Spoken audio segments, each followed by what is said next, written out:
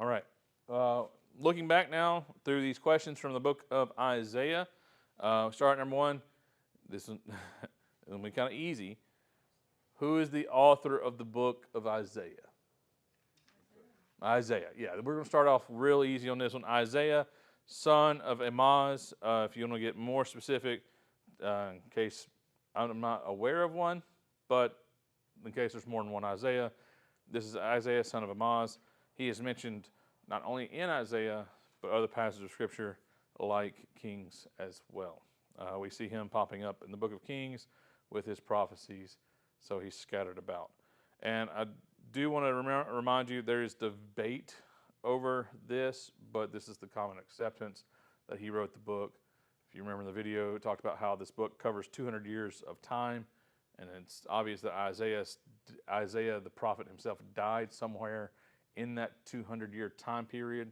And the question is, who then finished the book? Was it just his prophetic revelation that was then incorporated into the book, or was it his disciples, as we see Elijah and Elisha having disciples following after them, schools of prophets, so to speak? Was it his school of prophets that followed after him? There's debate, there's uncertainty, but the majority of the book is given to Isaiah that way.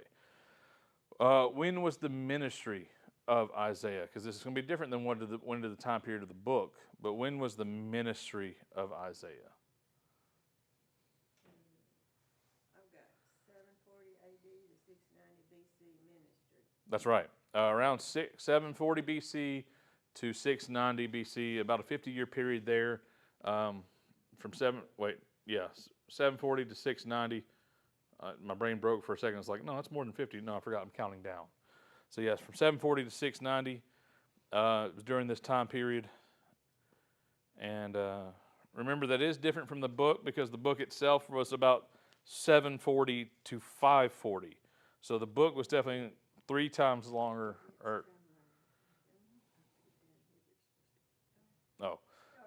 Is that 740 AD or BC? BC. All right, I Yeah. said Yeah, 740 BC to 690 BC was the ministry, but the book covered 740 to 540. So you see it lasts 150 years after his death or assumed death. All right, number 3. This one has a lot of answers you could possibly write, but just what were some of the other prophets that ministered during the same time as Elisha? Does anyone know? I mean, Isaiah. I had it on the brain. All I got was Hosea and Micah was literary prophets, but that's all I've got. Right? What did Elijah and Elisha. Is that what you're looking they preceded him? But it was in the same spirit. Yes. at? Jeremiah wrote, prophesied. Yes, he was one of them. Brother Don, you said Hosea and Micah. Those were 2 more. So, like you see, all of these answers, Elijah and Elisha preceded Isaiah, but Jeremiah, Hosea, Micah, all of those are right answers too. And it just that they were ones who spoke at the same time, maybe in to different people, or a little difference of time, maybe slightly before or slightly after. All right. Number 4. How many times is the book of Isaiah referenced, quoted, or just generally alluded to in the New Testament? Not necessarily an exact number, but an estimated number. Around 400, yeah. Over 400 times is the book of Isaiah referenced in the New Testament, or alluded to some way, some fashion, somehow. Yeah, 45 subdivisions, was it?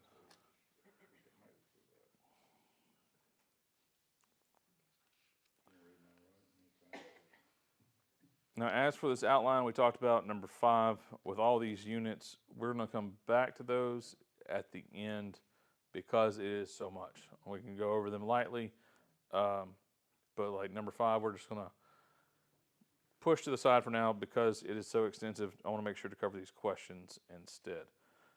So then number 6, let me get to it in my notes on my pad, which is a lot because skipping number 5. All right. The Lord compared Judah and Jerusalem to what in chapter 1? I'm going to give y'all a hint here. Never mind, that's a bad phrasing. I'm not going to give you a hint, but I'm going to let you know.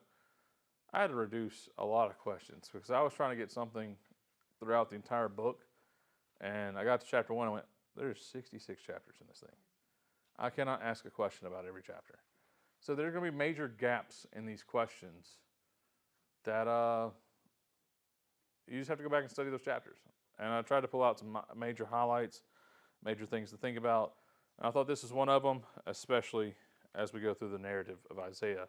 But does anyone remember what, and I'll give you a help here, what other cities the Lord compared Judah and Jerusalem to?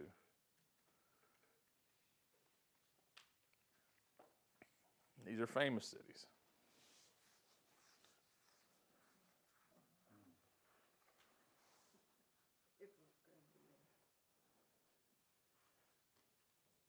Let me give you one more. It would have to be something like Babylon, maybe? Real close. These were assaulted with hailfire and brimstone. Sodom and Gomorrah, yeah. So that was the extensive nature by which he viewed their sinfulness. He compared Jerusalem and Judah to Sodom and Gomorrah in that first chapter. That was the extent of their wickedness, that they had fallen so far. And that was not God's intent. Yeah, trust me, I had to go and figure out how to spell Gomorrah. I never remember how to spell it correctly. But that's why, like I said, this chapter, I want to pull that out because they were not meant to be Sodom and Gomorrah. Matter of fact, let's talk about a different name that was also given to them. What name was used interchangeably for Jerusalem throughout Isaiah? And honestly, this could have multiple answers too. I'm only going to focus on the major one, though. What are the names did Jerusalem have that was often used? Zion, that's right. Zion was used interchangeably. You also may see Mount Zion, but if you remember, Jerusalem was on a mountaintop too. It still correlates. And by mountaintop, I'm thinking in Louisiana terms. Mount Driscoll is a mountain. It's 535 feet tall. Jerusalem was at a peak, but it's not necessarily like, don't think of Mount Everest when you think of Jerusalem. But Zion or Mount Zion, which bleeds into our next question. In chapter 2, what geological feature is used to symbolize the center of God's holiness? AKA, what geological feature is referenced in chapter 2 as the dwelling place of God? There's two that might come to mind.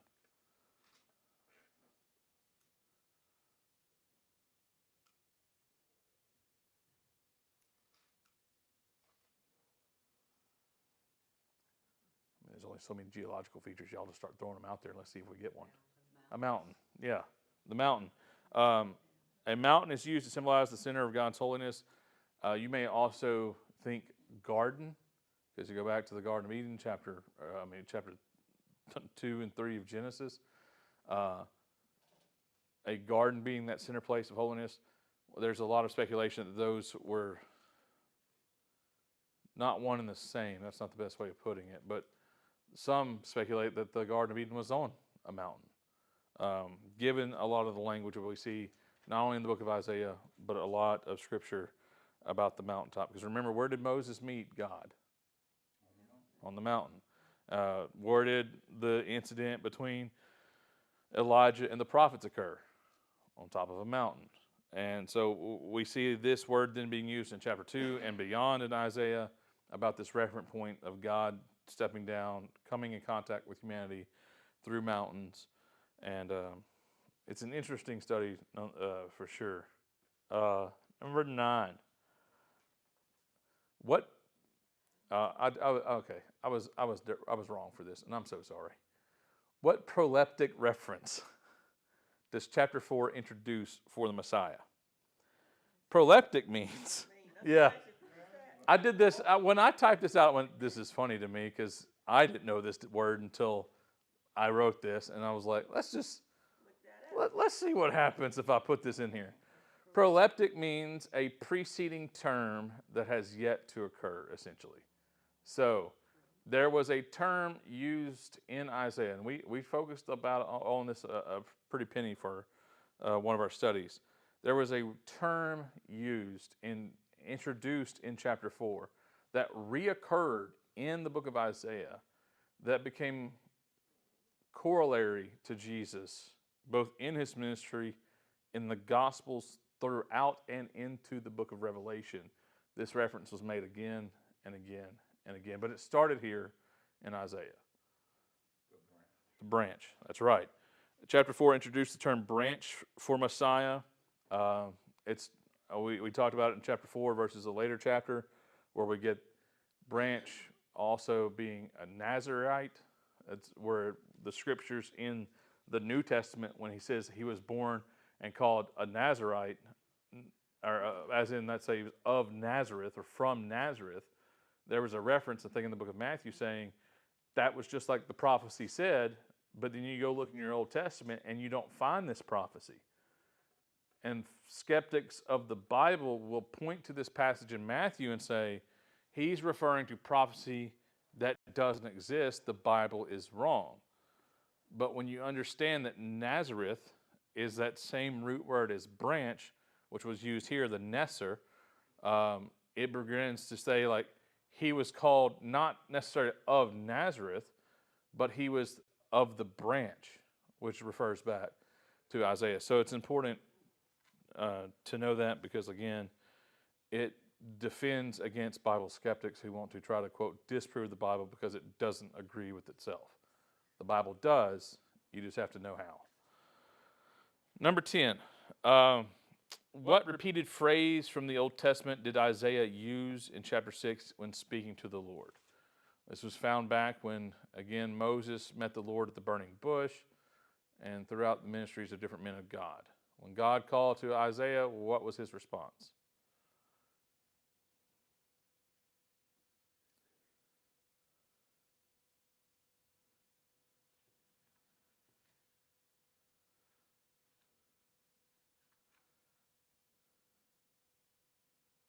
Chapter 6, around verse 5. I mean, don't get me wrong, that was used a lot in the Old Testament, but there's another one. When he called back, he said, "Here I am," or here am I, which we see that happening with Moses, "Here am I." And he responded, here am I, send me. When God said, "Who will go out before me?" he said, "Here am I, send me." And we see that "here am I" used a lot. And it's often by great people of faith. Moses used it at the burning bush. Abraham used it when he was going to sacrifice his son Isaac. And we see Isaiah using it here. It's that pronouncement. It's beautiful because it's saying that it's the opposite. Oh man, this just clicked. This phrasing, this saying of these men saying, "Here I am," or "Here am I," it's the opposite of Adam in the garden. When God called out, "Adam, where are you?" Adam hid because of his sin. But when God called out to these, they said, "Here am I."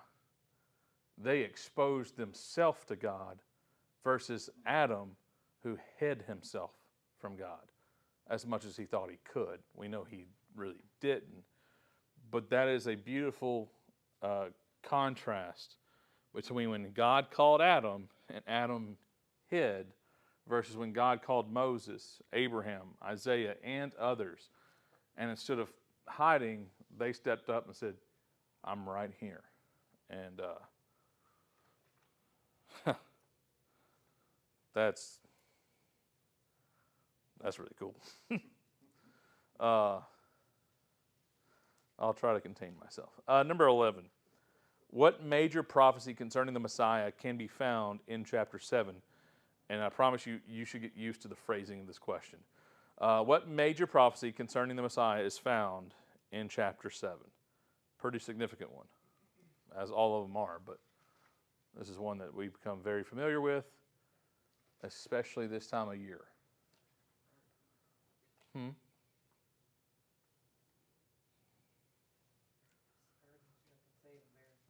Right.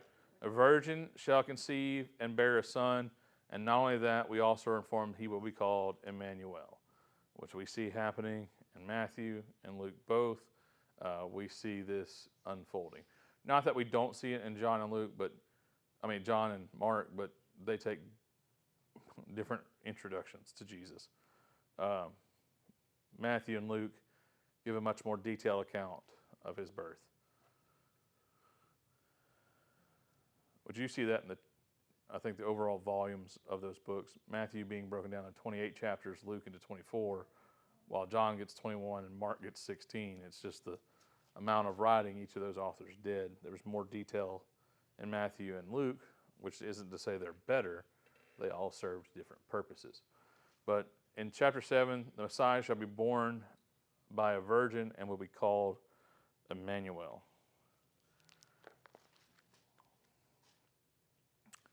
Like I said, this question will be used a lot. What major prophecy concerning the Messiah is found in chapter 9? So, new prophecy, new chapter, same focal point. I spelled it wrong.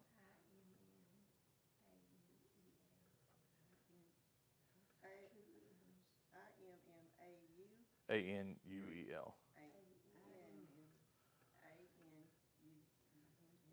Right.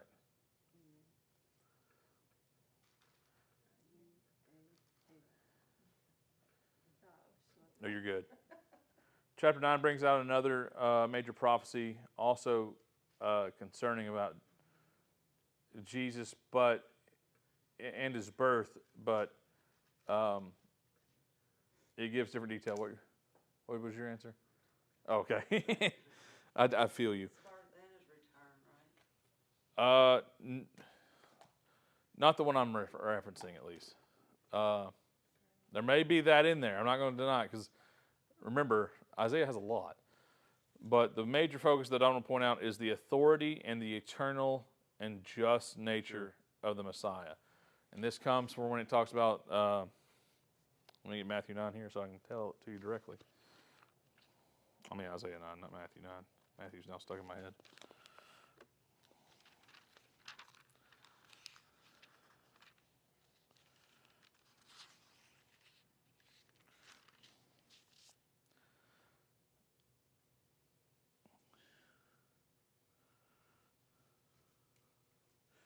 Yeah, you will have heard this passage before. You may even hear it again next month. Isaiah chapter 9, verse 6 and 7. This is one of the most prolific passages. I say prolific. It's one of the most recited passages from the book of Isaiah, and I think it's because of its usage during Christmas season. But in chapter 9, verse 6 and 7, "For unto us a child is born, unto us a son is given, and the government shall be upon his shoulder." That's the recognition of the authority. "And his name shall be called Wonderful Counselor, Mighty God, Eternal Father," and his eternal nature, "and Prince of Peace. Of the increase of his judgment and peace there shall be no end, upon the throne of David and over his kingdom, to order it and to establish it," speaking of his just nature, "with justice and with righteousness from now until forever." All this speaks of his eternal power, authority, Godhead, and his justice. All these are telltale markings from the book, or from the chapter 9. Y'all ready to go again for chapter 11? All right. Look at 13 questions. Yeah. What major prophecy comes from chapter 11 concerning the Messiah? And we have already, I bet that's Sydney's.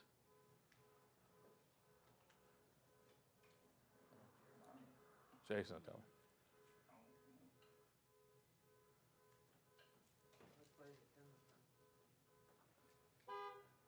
It's not Don's. It wasn't Jason's. I bet it's Sydney's. Hers has a bad key.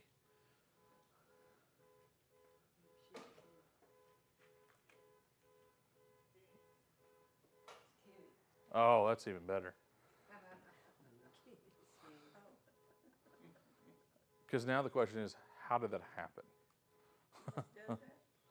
Sydney's will, like her, she's got a bad key fob. Yeah.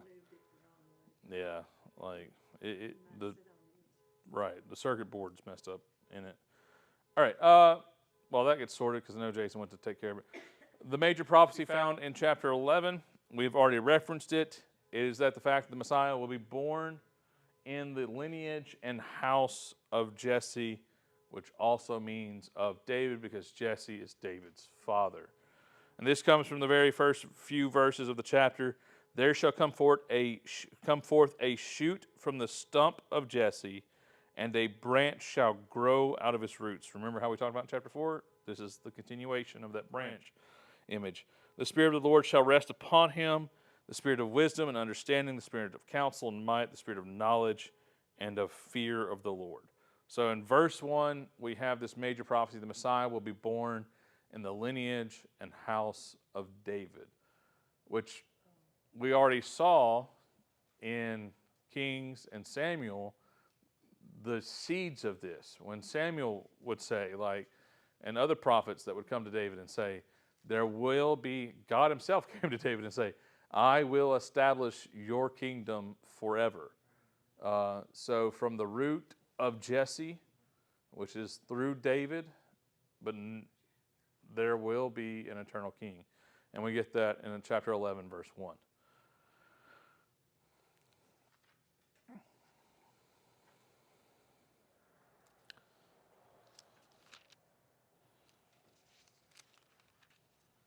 And again, in our review of this, when we got to chapter 19, we talked about this title, but what title does the Lord give to Egypt of all nations in chapter 19, and why is it significant given their history? So you want to remember the title he gave to Egypt. It was one that didn't seem like it belonged to Egypt. Did he forgive them or something? You're on the right track. Yeah, I can't remember the title. Yeah. Yeah. He called them my people, which we know is Israel. But in chapter 19, he referred to Egypt as, quote, my people, which stands out against, like I said, their history because Egypt was the enemy of Israel all throughout the New Testament and much of the Old Testament. Egypt is this standing point of how he said, I called you from Egypt. I called you out of Egypt. I called you away from Egypt. Do not return to Egypt. When we studied the life of Solomon, we saw how he broke the command of God by dealing with Egypt, by trading with Egypt, by marrying people from Egypt.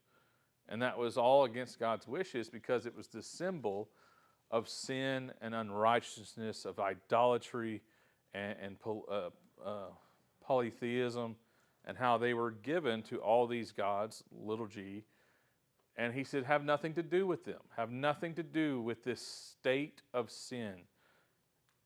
And yet here in chapter 19, he says, Egypt, my people. Which does show, as you mentioned, a heart of forgiveness.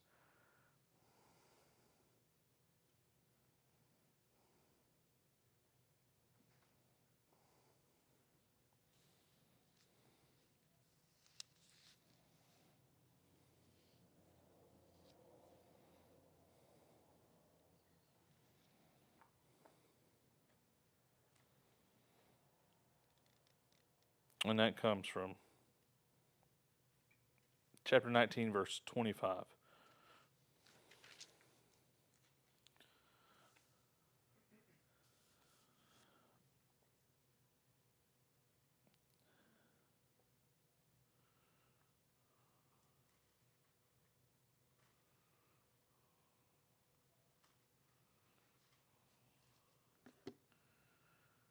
Next, we're going to look at chapter 22 and what major prophecy came concerning the Messiah in chapter 22. It goes in accordance to something we've already referenced. This Bible has verse 21 marks, where it says, I will clothe him with a robe and strengthen him with a girdle. I will commit the government into his hand. Yeah, go one more verse. But it's also the key of the house of David. There it is. That's what I wanted to focus on. the key being given to the Messiah. Not only does it go back to verse 21, which I'm glad you read, which is what we've talked about, the authority, chapter 9, chapter 6, how there was this authority given to Jesus or the Messiah, how there was this responsibility given to him. But we also looked ahead about that word key, because key is a rarely used word in Scripture, but we see it later on, something very significant being said concerning Jesus and this key. We have, after his resurrection, saying that the keys of death and hell, or the grave and hell, have been given unto Jesus, showcasing that he's the key master. He has that power, he has that authority over death, grave, and hell. How that he reigns over those dominions. How that no one else has that power or that authority because he has those keys. But beautifully enough, later on in the book of Revelation, this is said in verse 7 of chapter 3 in the book of Revelation.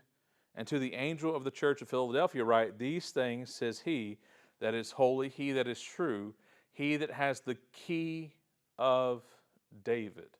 So you see how from Isaiah to Revelation, this link is made in one verse. Just one verse here in chapter 22, he has the key of the house of David. That could easily be washed by, well, it's a symbolism of authority, like we talked about in chapter 9. It's the keys of death and hell that he declares that he has. But in the book of Revelation, this is the Jesus that's speaking to John, going all the way back to Isaiah and saying, I am the one whom Isaiah saw, Isaiah looked to, Isaiah promised or prophesied about. Again, for y'all that's looking, Revelation 3:7. And he has the key of David. He opens and no man shuts, and he shuts and no man opens.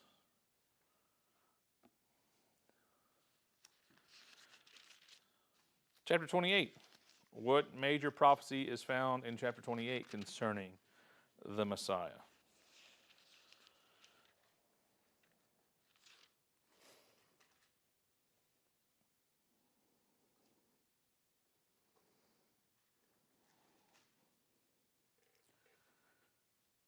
If you're looking in your scriptures, look about verse 16 in chapter 28.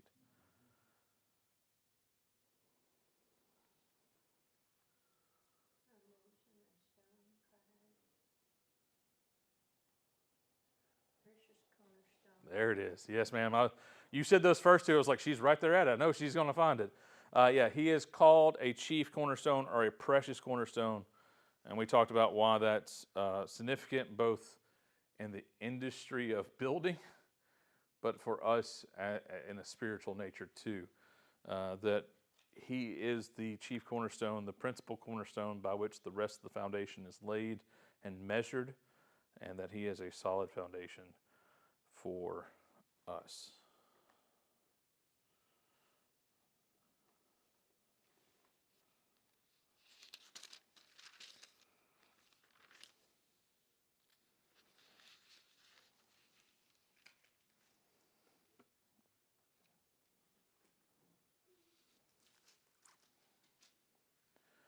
All right, number 17.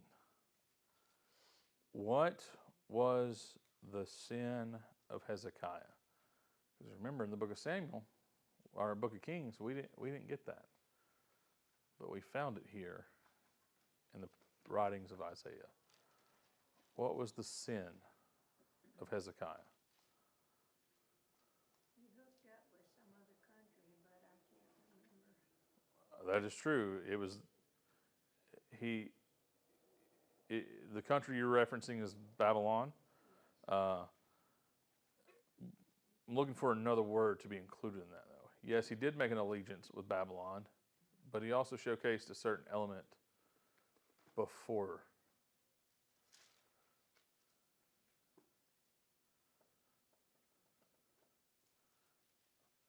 If you know your Proverbs well, it goes before destruction.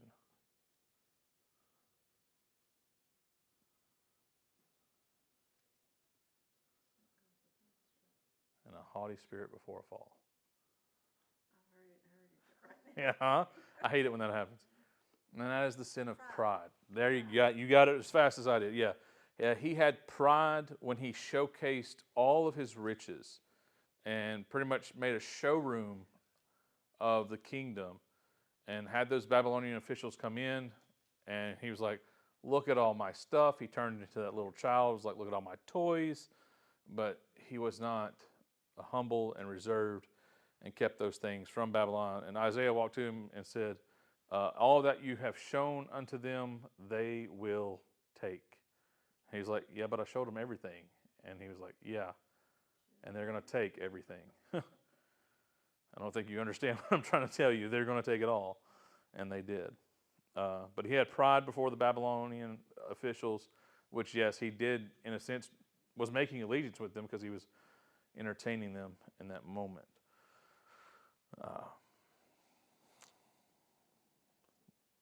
Just three more questions, looking at three more major prophecies from three other chapters. What major prophecy was found in chapter 42? Just start at the first few verses and you'll find the focal point here.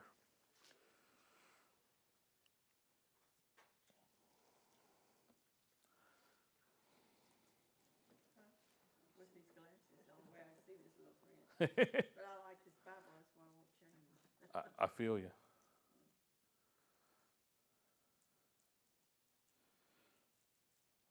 The first four verses, really the first one, but verse 4 altogether. He was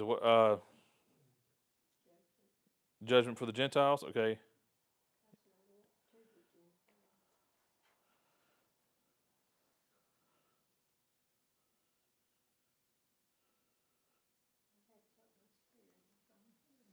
There, yeah, that's it. God will choose a servant and put his spirit upon him. The major prophecy found here concerns how God chose a servant and put his spirit on him. This would be used in the baptism of Jesus, and it's directly quoted in Matthew 12, 18 through 21. It is also used in a reference to the crucifixion of Jesus as well. So there's a lot that goes into these first four verses. It speaks of God placing a spirit on him. Again, like I said, Matthew chapter 3, the end of the chapter, verses 14, 15, 16. Around there, you see the Spirit descending upon him and the Lord speaking from heaven, this is my Son, my beloved Son, in whom I am well pleased. We see that connection here. I have put my Spirit on him. My soul delights in him. Matthew 12, again, 18 through 21, directly referenced Jesus there. And then the references to his crucifixion in verses 2, 3, and 4. He will not cry up, lift up his voice, nor cause his voice to be heard in the street. A bruised reed shall he not break, and the smoking flax shall not quench. He shall bring forth justice faithfully. He shall not be disheartened nor discouraged until he set justice in the earth, and the coastlands shall wait for his law. All of this points to Jesus. And I want to say, too, some of these places, some of these prophecies, when I give you your paper with your answers, there's actually more verses I've included. I missed some about Job 12 back on number 15, 1 Peter 2, 4 through 8 on number 16. So there's more information that will be given in these handouts later that I currently have. Number 19. What major prophecy concerning the Messiah is found in chapter 49? Absolutely. He is the light of the world. He will be a light to the Gentiles, bringing salvation to the whole earth. Good on that.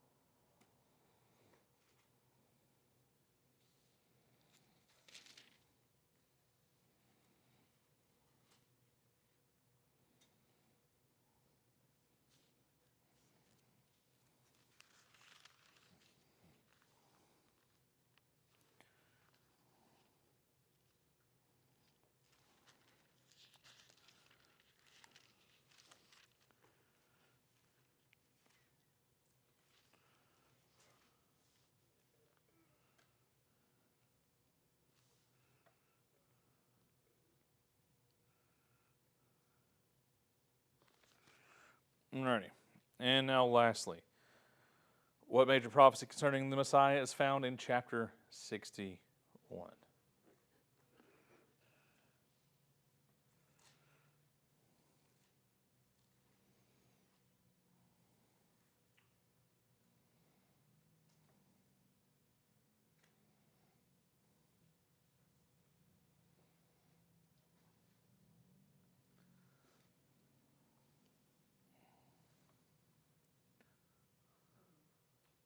Spirit of the Lord. Spirit of the Lord God is upon me. That's right. The first three verses of 61 is a passage that Jesus himself reads in the book of Luke, chapter 4, verses 17 through 21, declaring it was fulfilled in his ministry. He said, and we made reference to this morning actually, that he sat down in the temple, the attendant gave him the scroll, he opened the scroll to Isaiah, read this passage to them, and said, "Today is this passage fulfilled in your ears." And the passage was, "The Spirit of the Lord is upon me, because the Lord has anointed me to preach the good news of the gospel to the poor. He has sent me to heal the broken in heart. He has proclaimed liberty to the captives, and opening of the prisons of those who are bound, to proclaim the acceptable year of the Lord and the day of the vengeance of our God, to comfort all who mourn, to preserve those who mourn in Zion, to give them beauty for ashes, oil for the oil of joy for mourning, and the garment of praise for the spirit of heaviness, that they might be called trees of righteousness, the planting of the Lord, that he might be glorified." Like I said, this was read directly by Jesus in Luke 4, and then he declared, which is pretty definitive that he's referencing him if he's the one saying, this spot in Isaiah, it's talking about me, because I'm bringing it to pass. So that brings much, much clarity about Isaiah's messianic prophecies and who they point to. It's really easy to discern that when Jesus himself says, yeah, he was talking about me. Makes it really simple. Reminds me of a joke from an old cartoon where someone found their driver's license and they said, "Is this you in the picture?" And they said, "Yeah." "Is this your name?" "Yeah." "Well, this must be your license." "No." "No, now listen. It's your picture, it's your name, it's your card, but why are you denying it?" Jesus was like, this is about me. You can't deny it. I don't know. All right, anything on the book of Isaiah before we close? If